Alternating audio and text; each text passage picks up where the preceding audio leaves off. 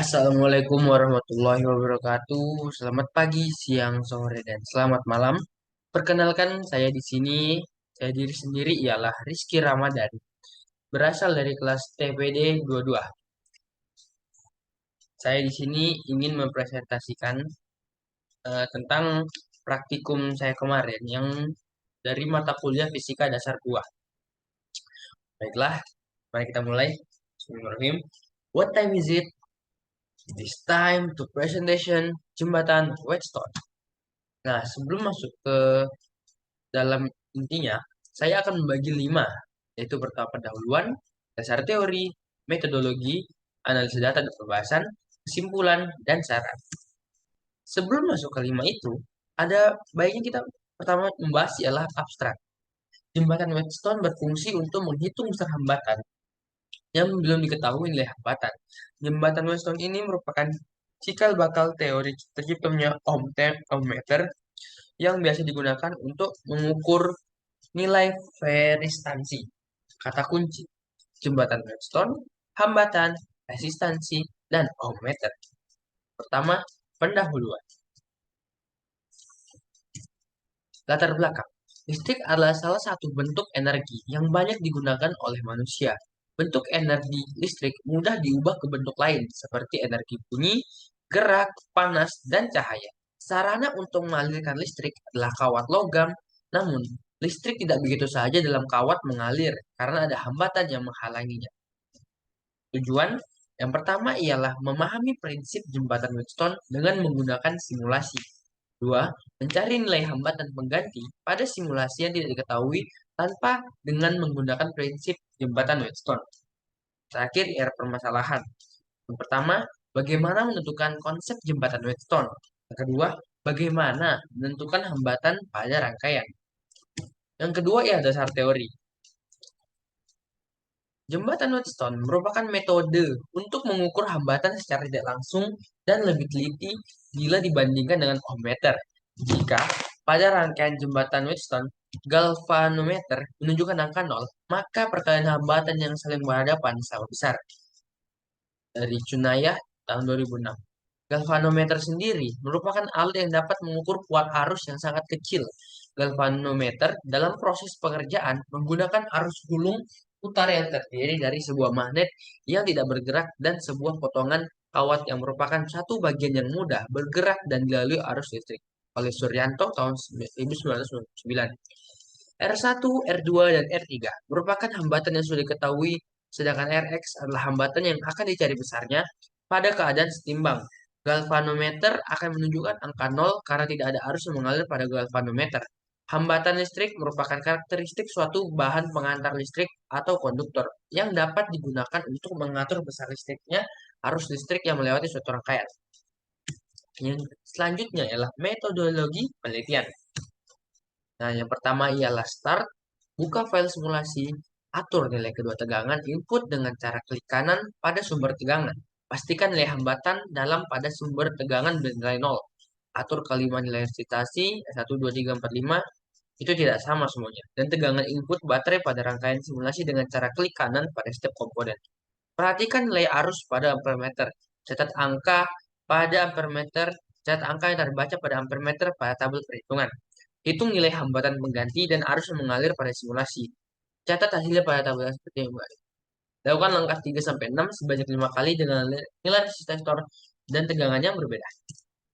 Selanjutnya adapun alatnya, saya sendiri menggunakan pad simulasi, laptop, buku, dan pulpen.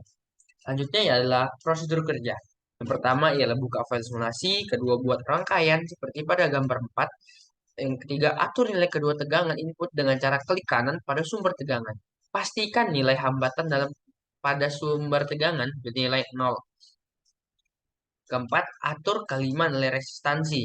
Semua R tidaklah sama. R1 tidak sama dengan R2, R2 tidak sama dengan R3, R3 tidak sama dengan R4, R4 tidak sama dengan R5. Dan tegangan input baterai pada rangkaian simulasi dengan cara klik kanan pada setiap komponen. Kelima, perhatikan nilai arus pada ampermeter. Catat angka yang terbaca pada ampermeter pada tabel perhitungan. Yang keenam, hitung nilai hambatan, pengganti, dan arus yang mengalir pada simulasi. Catat hasilnya pada tabel hasil perhitungan.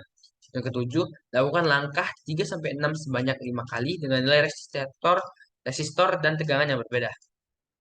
Adapun pengolahan data, saya di sini hanya menggunakan satu data, yaitu data pertama R1 sama 80 ohm, R2 100 ohm, R3 110 ohm, R4 90 ohm, R5 70 ohm, F volt atau tegangan 55 sampai 80 dengan penambahan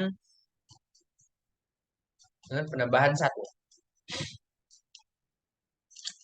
Yang selanjutnya ya, analisis data dan pembahasan. Ini part satu, ini adalah tabel yang dimana saya kemarin melakukan praktikum lebih tepatnya di lab sana ya, di lab laboratorium, di mana saya mencari nilai I. Nah, sebelum itu, mari kita ke rangkaiannya.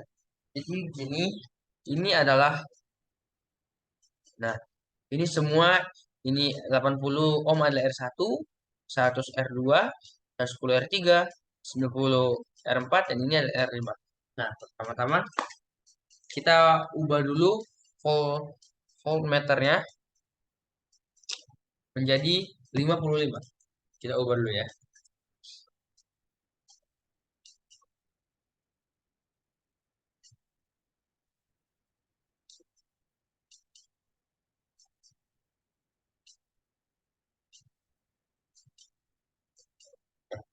Bisa dilihat di sini, maka saya mendapat arus yaitu 0,8.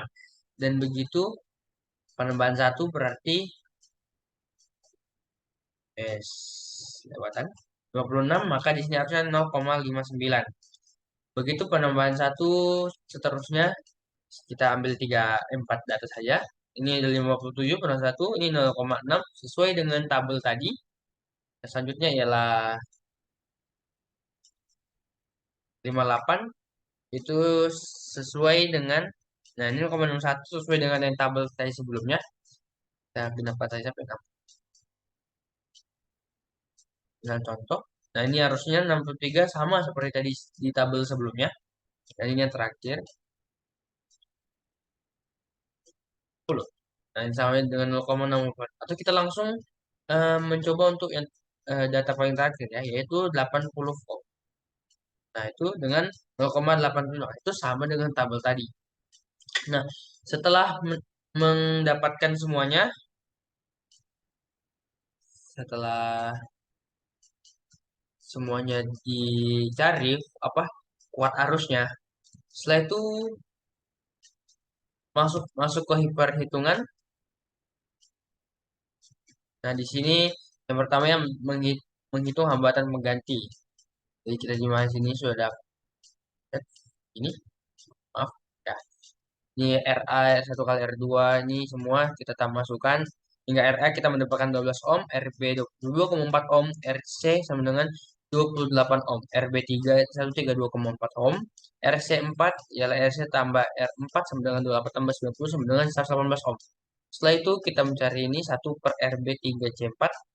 Setelah itu kita sudah mendapatkannya, kita memasukkannya ke R total dan mendapatkan 94,39 ohm. Nah, setelah itu kita mencari semuanya yang berdasarkan data tadi, I sama dengan V.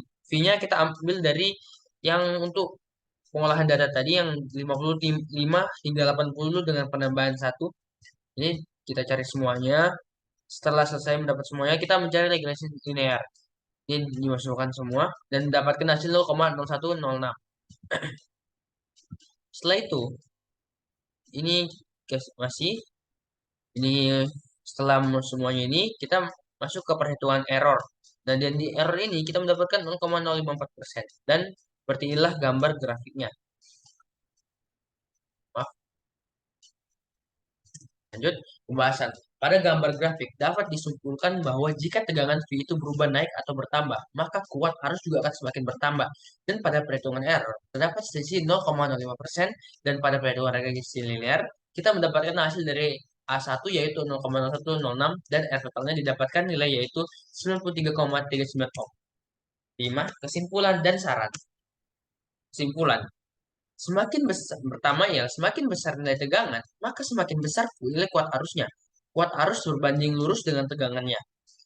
Yang Saran, sebelum memulai praktikum, sebaiknya membaca modul agar paham pengambilan data.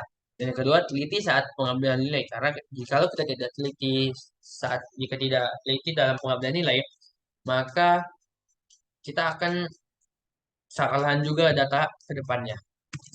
Ya, mungkin itu saja dari saya yang bisa sampaikan. Kurang lebihnya mohon dimaafkan. Wabillahi taufiq wal hidayah. Wassalamualaikum warahmatullahi wabarakatuh. Selamat pagi, siang, sore, dan malam. Rizky Ramadan.